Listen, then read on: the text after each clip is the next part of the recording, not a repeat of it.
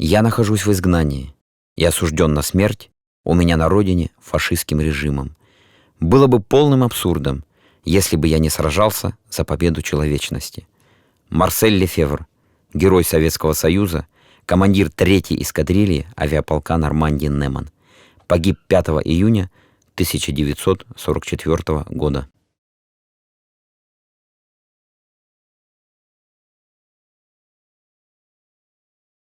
Bonjour, je suis Pierre Roure, président du Mémorial Normandie-Niemen.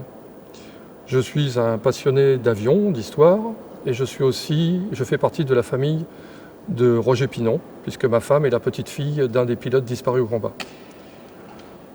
Le Mémorial Normandie-Niemen est une association qui fait vivre la mémoire de l'épopée 1942-1945 des héros qui ont combattu, les héros français qui ont combattu avec les forces soviétiques contre le nazisme.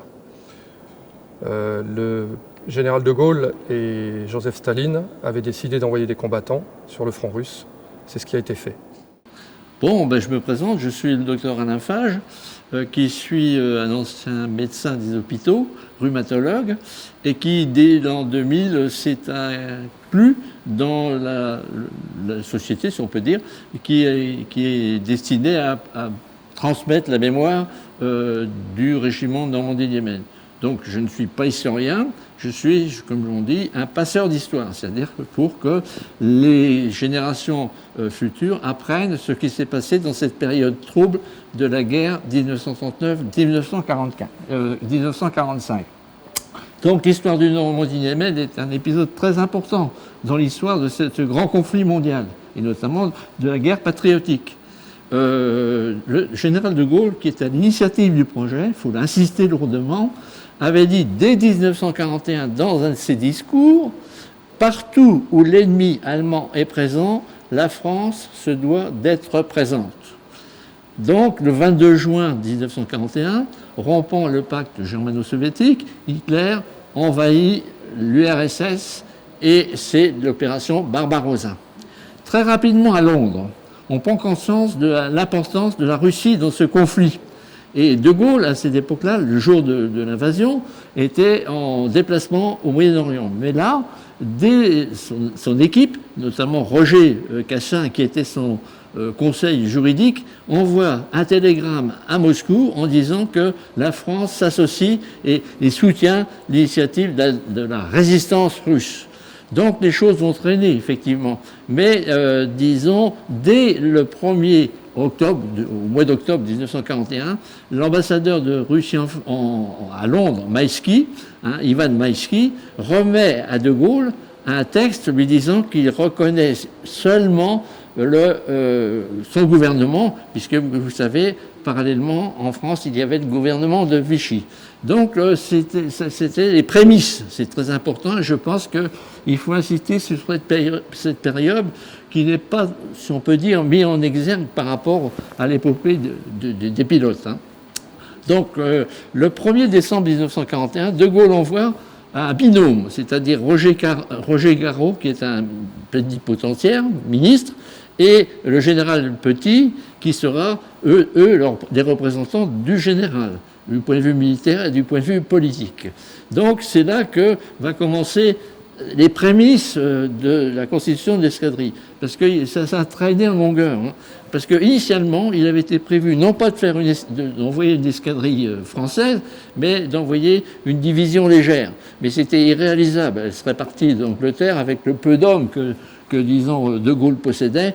Il fallait transiter par l'Atlantique Nord vers Mourmansk avec, disons, les attaques des sous-marins de Nice. Donc ça a été rapidement, disons, écarté. Mais enfin, ceci a, disons, retardé un petit peu dans les négociations. Donc il a été acté finalement que ça serait une escadrille. Plus facile, disons, à mobiliser. Bon. Donc voilà, disons, comment ça s'est constitué. Donc, disons, progressivement, ça n'a pas été facile. Si on peut dire, l'accouchement était difficile. Pourquoi ? Parce qu'il y a eu des réticences de part et d'autre. D'une part, du côté, disons, du côté français, parmi l'état-major qui était en Angleterre, certains étaient vraiment anticommunistes de principe. Donc, ils n'admettaient pas qu'on envoie des Français combattre avec les communistes. Donc il y a eu un peu un freinage de ce point de vue-là. Du point de vue anglais, parce que bien entendu, on en parlera en évoquant les photos qui sont derrière moi, il fallait, pour faire une escadrille, il faut des pilotes. Et un certain nombre se trouvaient déjà engagés avec. Ils s'étaient sauvés de France des armistices et étaient engagés dans la RAF, où ils avaient été ce qu'on appelle recyclés, si bien que les Anglais, bien sûr, ne voulaient pas les lâcher, du fait que c'était la fin de la bataille d'Angleterre, mais enfin, ils jouaient un rôle très important. Donc les Anglais ont freiné un petit peu des cas de fer, si on peut dire. Du côté russe aussi, les soucis n'ont pas manqué, parce que les autorités russes, très méfiantes à l'époque, voulaient s'assurer du passeport des futurs pilotes. Donc le KGB a mis son nez, bien sûr, a épluché ceux qui étaient, disons, pressentis pour représenter cette escadrille, et il y avait des noms qui sonnaient mal à leurs oreilles, comme Libilinski, qui sera le médecin, comme Pistra, qui sera donc à consonance russe, et qui sont des descendants d'émigrés blancs. Donc il y a eu un épluchage sérieux de leur dossier. Bon, quoi qu'il en soit, la chose va se réaliser en ce sens que De Gaulle va réussir à prélever la première photo. Je ne parle pas de Gaulle, sa phrase célèbre, je résume son opinion. Par contre, ces autres, des trois personnages, le triumvirat, si on peut dire, est très important. C'est le général Vallin, un général Vallin qui, dès l'armistice, était attaché militaire, disons, au Brésil, se sauve et rejoint De Gaulle, et c'est lui qui va être, après Muselier, l'amiral Muselier, le responsable, disons, des forces aériennes françaises libres à Londres. Donc il jouera un rôle très important, disons, dans la constitution de ce groupe. Notamment, il va se bagarrer contre les Anglais. Sir Archibald Sinclair, qui était le ministre de l'air de l'époque anglais, qui ne voulait pas lâcher ses pilotes. Donc il y a eu des échanges, disons, verbaux, il y a des traces assez acerbes entre les deux personnages. Donc important pour l'organisation du groupe. Charles Luguet, attaché militaire de l'air français à Moscou du temps de Vichy, du fait de Barbarossa, l'ambassade française est rapatriée. Il profite de cette transit pour s'échapper et rejoindre De Gaulle, disons, à Londres. Il possédait en tant qu'attaché militaire, comme je disais, les attachés militaires, ils ont un rôle souterrain, c'est-à-dire de recueillir des informations sensibles sur l'état militaire du pays. Bon, bref, passons. Donc, il va conforter De Gaulle en lui disant il faut s'engager absolument avec les Russes, car leur potentiel est immense. Bien sûr, ils sont au fond du trou, puisqu'à l'époque, ils sont à 150 km de Moscou. Leningrad est disons, assiégé. Von Rundstedt s'enfonce dans le Caucase. Donc la situation est catastrophique. Donc, mais il conforte dans on est très pessimiste actuellement, mais les Russes vont rebondir. Donc il a joué un rôle, si vous voulez, en sous-main, mais très important. Le troisième personnage, qui n'est peut-être pas souvent mis à l'honneur, c'est Mirlès. Mirlès, descendant d'émigrés russes, engagé dans l'armée de l'air française.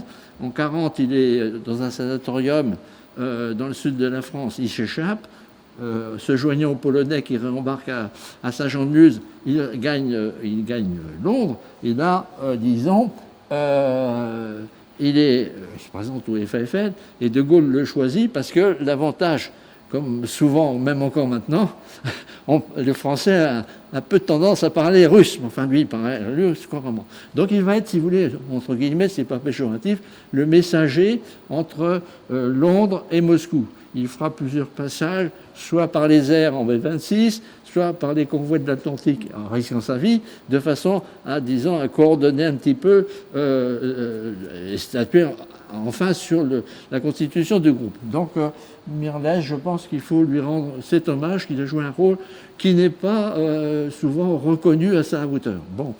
Donc, quoi qu'il en soit, donc, on arrive à constituer un groupe de 14 pilotes, je répète, 6 Anglais, 8 Libyens, et ces groupes vont être, disons, projetés à Rayak, au Liban, et c'est à ce moment-là que De Gaulle va officialiser le groupe de chasse numéro 3, Normandie, puisque ça a été le choix de l'état-major, puisqu'il existait déjà le groupe Alsace, le groupe Lorraine, il y aura la Bretagne, le groupe de chasse numéro 3 sera le Normandie.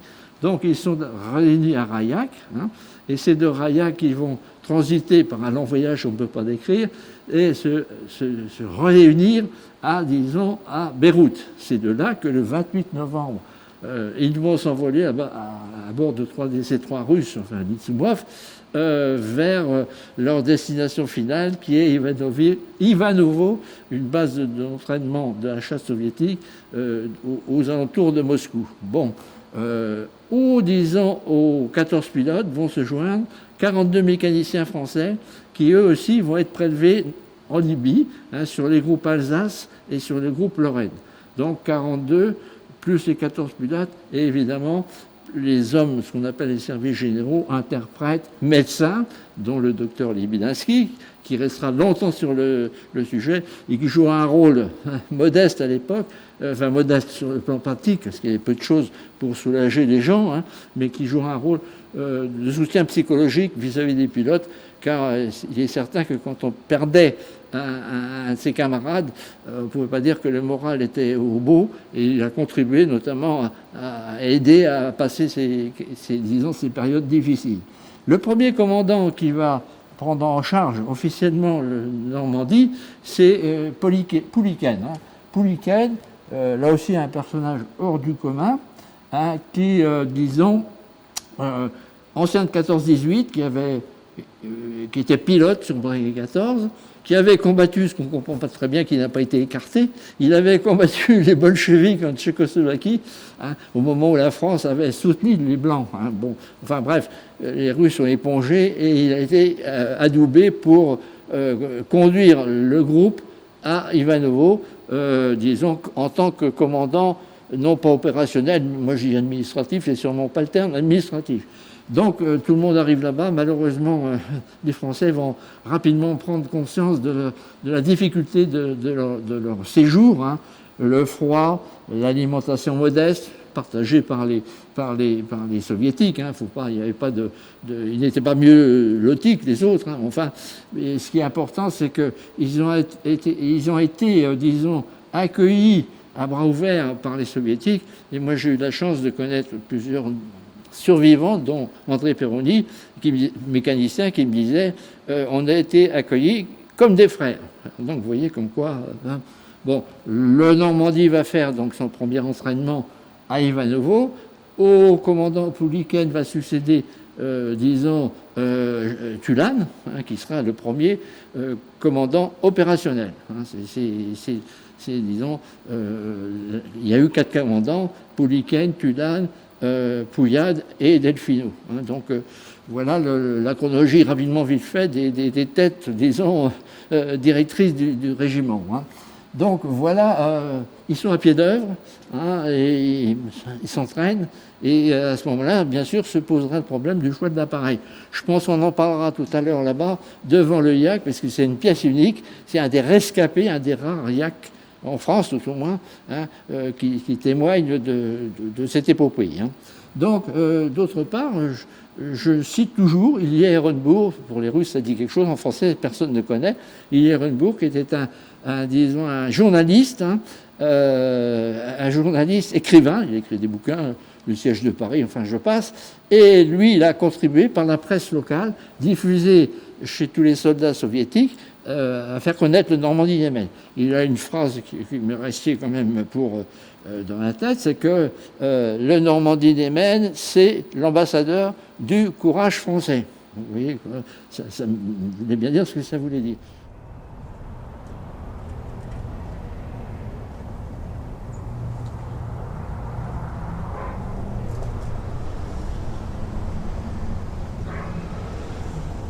Nous sommes ici dans le hall 3945, qui est le hangar qui regroupe les avions de la Seconde Guerre mondiale, donc de la Grande Guerre patriotique. Vous avez derrière moi un De Watine, vous avez aussi le plus gros des avions, qui est un DC-3, connu comme avion américain et construit sous licence russe. Vous avez aussi de ce côté-là un Spitfire. Ces avions-là étaient les avions des partenaires comme les Anglais, les Américains, Et donc ces avions ont combattu pendant la Seconde Guerre mondiale. Et d'un autre côté, vous avez le Focke-Wulf, qui était l'avion allemand contre lequel se battaient les Yak-3, les avions donc russes que nos héros français pilotaient pendant cette épopée. Nous sommes ici devant une pièce historique de haute valeur, à savoir le Yak-3, qui a été la monture des chevaliers du ciel du Normandie-Yémen. Donc c'est une pièce historique en ce sens qu'elle est d'origine, oubliée pendant un certain temps, récupérée, et que, ma foi, c'est la seule en France véritable de son espèce, si on peut dire. Alors, les Yaks, c'est un symbole, puisque d'une part, c'était une sorte de collaboration, puisque le moteur était un moteur Klimov, mais construit sous licence. Donc, il y avait déjà à cette époque-là, disons, une sorte de symbiose. Et j'ai connu, disons, Perroni, qui est le dernier survivant, qui était le mécanicien de Robert Lefebvre, me disait: à vrai dire, les mécaniciens français n'avaient pas de problème pour l'entretien de cet appareil. Bien sûr, vu les conditions, c'était d'autres choses, mais ils connaissaient parfaitement cet appareil du fait qu'ils l'avaient, disons, entretenu sur le front français, et notamment, il était monté sur le Dewatin 520. Donc, le Yak, symbole important, puisque c'est, disons aussi, un choix bien précis, puisque quand les Français sont arrivés les mains dans les poches, on peut dire, sur le front russe, ils n'avaient pas leur avion. Donc, il y a eu des tractations pour savoir quelle serait leur monture. Les Soviétiques, Maïenim, ont dit: bon, on va vous proposer un éventail, c'est-à-dire on peut vous proposer le Hurricane, les Anglais connaissaient, le Spit, les Anglais connaissaient, l'Aira Cobra, qui est un appareil américain, et bien sûr, on vous propose le Yak, qui est l'appareil de base de la chasse soviétique. Bon, d'un commun accord, c'est Litolf et Dulan qui ont dit: il nous faut le Yak, puisque c'était un appareil, disons, pratique, léger, facilement mis à l'écart quand il y avait quelque chose qui était trop détérioré, facilement réapprovisionné, alors que les trois autres appareils venaient par le convoi de l'Atlantique par Mourmansk. Alors figurez-vous, les équipes en Hurricane, le bateau qui amenait des Hurricanes est torpillé par les sous-marins. Alors les Français seraient là à se croiser les bras, donc, en attendant le futur bateau. Donc, d'un seul choix, c'est le Yak dont les pilotes se sont vantés. Peut-être une anecdote, enfin qu'il faut rappeler quand même, c'est que ça dépendait pas d'eux, mais certains pilotes ont été employés dans des actions qui ne correspondaient pas à ce qui était prévu pour le Yak. Et notamment, je parlerai de Bertrand, par exemple, qui perdra la vie parce qu'ils étaient utilisés par des attaques au sol. C'était un avion léger qui ne supportait pas les piquets accentués, et cet avion s'est désintégré alors qu'il attaquait une locomotive sur une voie ferrée. Donc vous voyez, c'était peut-être le seul côté négatif de la chose, mais ça c'était l'emploi. En ce qui concerne l'appareil, il était, disons, très performant. Le général Ruisseau, que j'ai connu, me disait: il est formidable, le Yak 3, et on lutte à armes égales avec le Focke-Wulf, à la seule condition qu'on ne se laisse pas engager en haute altitude, parce que le Focke-Wulf était beaucoup plus supérieur en haute altitude qu'en basse ou moyenne altitude. Donc c'est tout. Il y avait des détails techniques, je ne passe pas sur l'ensemble, mais un truc qui m'avait toujours frappé, c'est que les Russes avaient imaginé un système qui consistait à filtrer les gaz d'échappement, les filtrer, à les réintroduire dans le réservoir d'essence, qui permettait que, quand un obus frappait le réservoir, disons, il n'explosait pas, il prenait feu bien sûr, mais le pilote avait le temps de se sauver. C'était très important. Donc, le Yak, il y a eu le Yak 1, Yak 9, Yak 1, Yak 1, excusez-moi, Yak 3, qui ont équipé successivement l'unité. Bon, une anecdote qui me fait toujours rire, moi. Dite de vive voix par le général Risso, il y avait une version du Yak 9 qui s'appelait 9T. C'est-à-dire que là aussi, ça a été mal prévu, c'est-à-dire qu'on avait adjoint à cet appareil, qui d'habitude avait une mitrailleuse de 20, on lui avait, disons, adjoint un canon de gros calibre, qui permettait justement les attaques au sol des chars. Hein, donc c'était alourdissant pour l'appareil, hein, c'était inconfortable pour le pilote parce qu'il avait l'affût du canon entre les jambes. Donc il n'aimait pas beaucoup ce Yak. Hein. Ce Yak 9T, il n'aimait pas. Alors Risso, cette anecdote qu'il m'a racontée, c'est que, appareil lourd, hein, puisqu'il avait un canon solide, un jour il se pose sur un terrain, les terrains c'était d'herbe, hein, à l'époque, là, c'était d'herbe, il se pose à ce qu'on appelle un peu long, et il voit se profiler à l'horizon, disons, une rangée d'arbres, je crois qu'il m'avait dit. Hein. Bon, s'il ne faisait rien, malgré les freins, il allait percuter et se désintégrer. Donc, ce qui était interdit, il a tiré un coup de canon, hein, de gros canon, là, de façon à ralentir, et aider à ralentir la vitesse pour se poser. Et alors, il sort de l'habitacle tout heureux et vivant, et qu'est-ce qu'il voit se profiler à l'horizon? Des paysans armés de fourches, de faux, enfin, il ne comprenait pas, en fait. Ayant tiré son coup de canon, l'obus avait fauché, avait tué une vache, et vous savez qu'à l'époque, une vache, c'était sacré, parce que c'était l'alimentation de base de certains paysans. Donc, Risso, qui avait toujours un petit sourire en coin, je reverrai toujours dans ma vie, me raconter cette anecdote, quoi. Bon, alors, pour ce qui est disons, du Yak, j'en resterai là, hein, en ce sens que, aussi un petit inconvénient tout au début, c'est que les tubulures, parce que c'est un appareil rapidement produit, hein, donc les tubulures d'essence étaient pas très fiables, et malheureusement il est à l'origine de la mort de Marcel Lefebvre, vous savez, de Marcel Lefebvre, originaire des Andes, et il a essayé à tout prix de vouloir poser son appareil, et malgré les injonctions des Russes et des Français, il a voulu ramener son père Magloire et il a explosé au sol.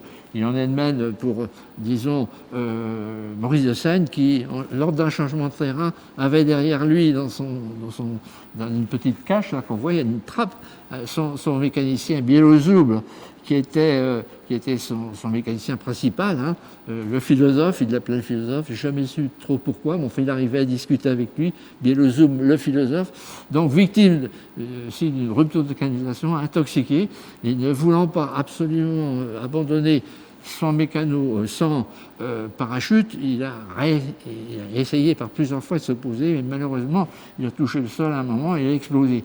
Et vous voyez, ça c'est un geste symbolique, hautement symbolique, de l'amitié, disons, franco-russe, franco-soviétique de l'époque, le chevalier, hein, de Seine, hein, parce que c'est un noble, hein, et Bielozub, le pauvre moujik, si on peut dire, hein, écuyer, quoi. Et vous voyez, c'est un geste héroïque, hein, chevaleresque, on peut dire, hein, de l'histoire tragique, de la partie tragique de l'histoire des Yaks, hein, si on peut dire. Hein. Cette stèle nous montre l'amitié franco-russe, donc des combattants, avec un pilote debout et un mécanicien à côté de lui. Cette stèle a été offerte par la Russie, le sculpteur Vladimir Surotsev, et a été inaugurée le 22 septembre 2006 par le président de la République française Jacques Chirac et le président de la Fédération de Russie Vladimir Poutine.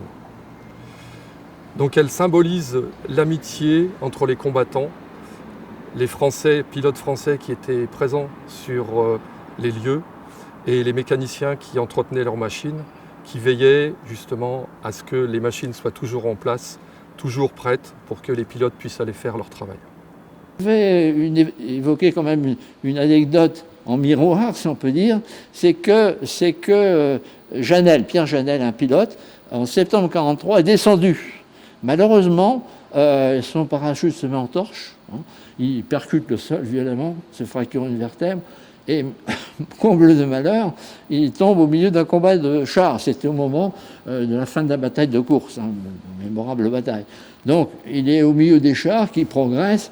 Dieu merci, il y a une infirmière russe qui suit, hein, l'attaque, qui va le trouver, le protéger toute une nuit avec sa capote, hein, le réconfortant moralement, si bien que Janel sera sauvé. Il aurait été sans doute écrasé par les chars, parce qu'un char, il file. Hein, bon. Et donc, vous voyez un geste, disons, de solidarité vis-à-vis du Normandie, hein, de l'époque. C'était Normandie. Bon. On peut souligner l'histoire d'amour, la seule histoire d'amour de l'épopée du régiment Normandie-Niemen, avec Alexandre Laurent et Rita. Donc ils se sont connus alors qu'Alexandre était en URSS pour combattre et Rita était originaire d'un des villages proches. Et ils se sont mariés à Moscou le jour où le régiment devait repartir. Donc ils ont eu le temps de passer devant les autorités pour se marier.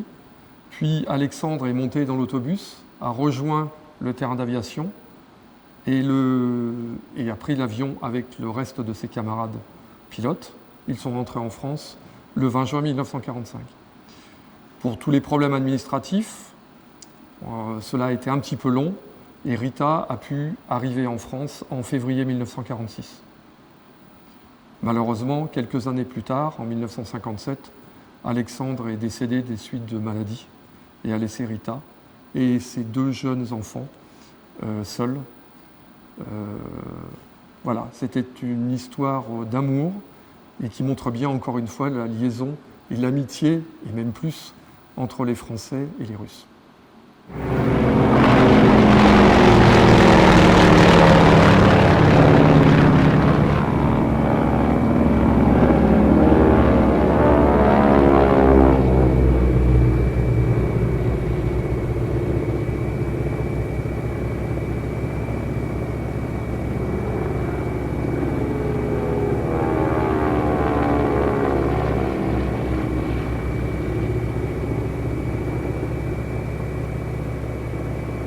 Мы хотели быть храбрыми наравне с русскими. Наше самолюбие толкало нас совершать достойные поступки перед русскими товарищами. Мы были маленькой командой французов, желающих выполнить свой воинский долг, быть смелыми и отважными летчиками. По-моему, мы этой цели достигли. Ролан де Пуап, герой Советского Союза, командир звена 1-й эскадрильи авиаполка «Нормандия-Неман».